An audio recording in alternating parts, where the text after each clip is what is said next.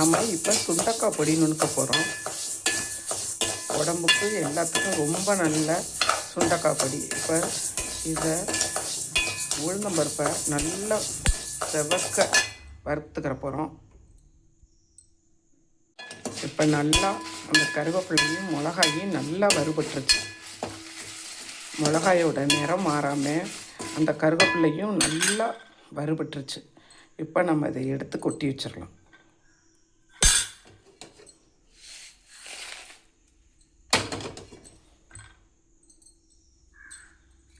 இப்போ நம்ம கொஞ்சோண்டு எண்ணெய் விட்டுக்க போகிறோம்.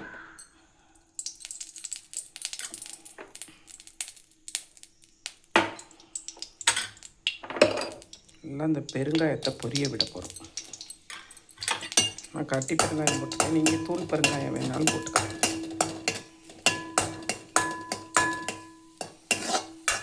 நான் பால் பெருங்காயம் போட்டிருக்கேன்.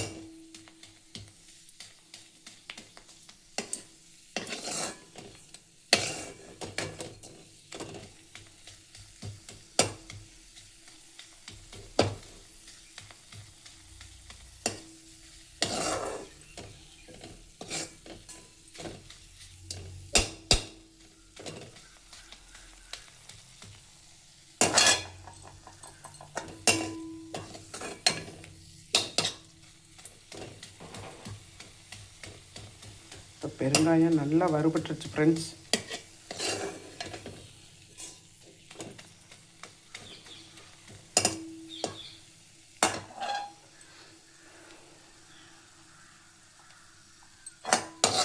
பெருங்காயம் நல்லா வறுபட்டுருச்சு. நம்ம இந்த நான் இப்போ கருவேப்பிலையும் மிளகாயும் ஒன்றாவே சேர்த்து வறுக்க போகிறேன். நான் இந்த பொடிக்கு தேவையான மிளகா நான் ஒரு 15 மிளகா, எனக்கு கொஞ்சம் காரம் பிடிக்கும், அதனால நான் கொஞ்சம் மிளகாயை தூக்கலாகவே போட்டிருக்கேன். நீங்கள் வேணும்னா கொஞ்சம் குறைச்சே போட்டுக்கோங்க.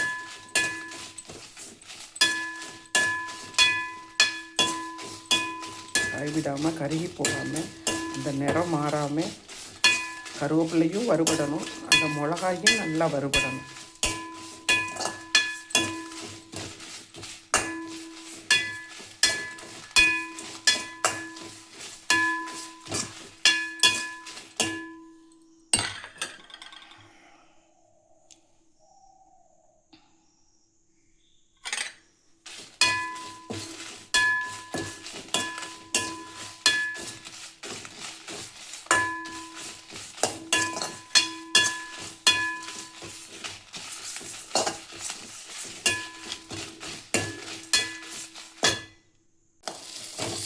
கொஞ்சம் பூண்டு இதை நல்லா பொன்னிறமாக வறுக்கணும்.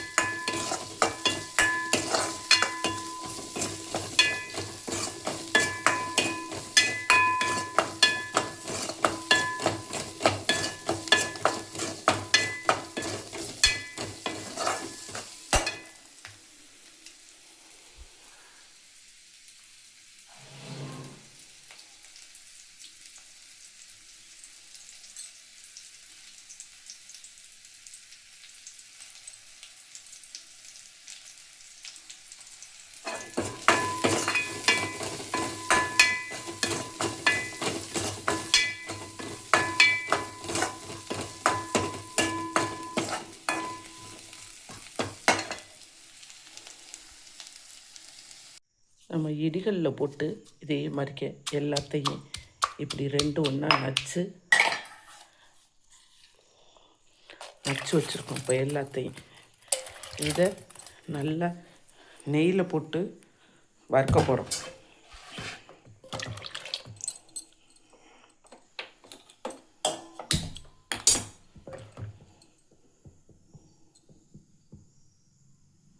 எல்லாத்தையும் இந்த மாதிரிக்க நச்சு வச்சுருக்கோம்.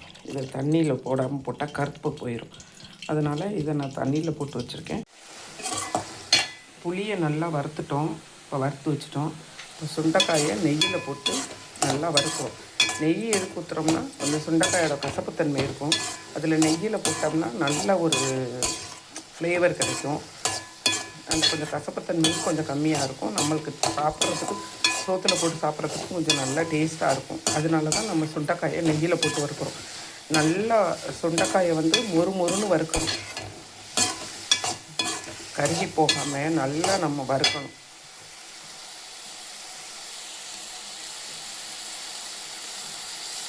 மீடியம் ஃப்ளேம்லேயே இதை வச்சுட்டு வறுக்கணும். ஏன்னா ரொம்ப வேகமாக வறுத்தோம்னாலும் சுண்டக்காய் உள்ளே இதாக இருக்கும், வெளியில் ரோஸ்ட் ஆகிருக்கும், உள்ளுக்க இருக்காது. ஆனால் நம்மளுக்கு எங்குமே நல்லா ரோஸ்ட்டாக இருக்கணும். அதனால நம்ம சுண்டைக்காயை நல்லா ரோஸ்ட் பண்ணணும். இந்த நெய்யிலேயே தான் நல்லா ரோஸ்ட் ஆகணும். நல்லா சுண்டைக்காயை சுருளை சுருளை சுருளை மொறு மொறுன்னு வர்ற அளவுக்கு வதக்கணும்.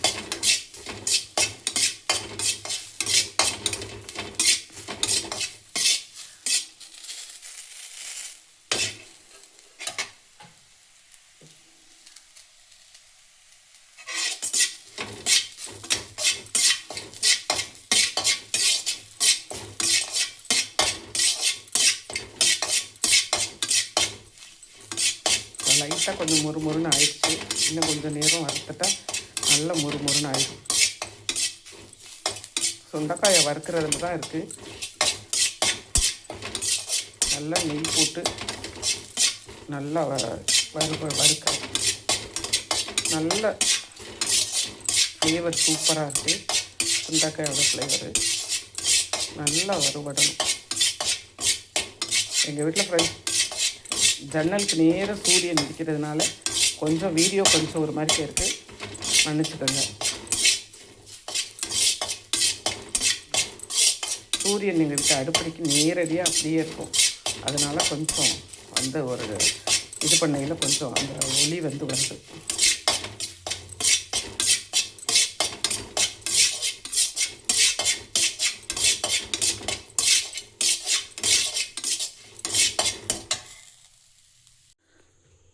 நம்ம டேஸ்டான சுண்டைக்காயெல்லாம் வறுத்துட்டு நம்ம நல்லா இப்போ பொடியாக்கிட்டோம்.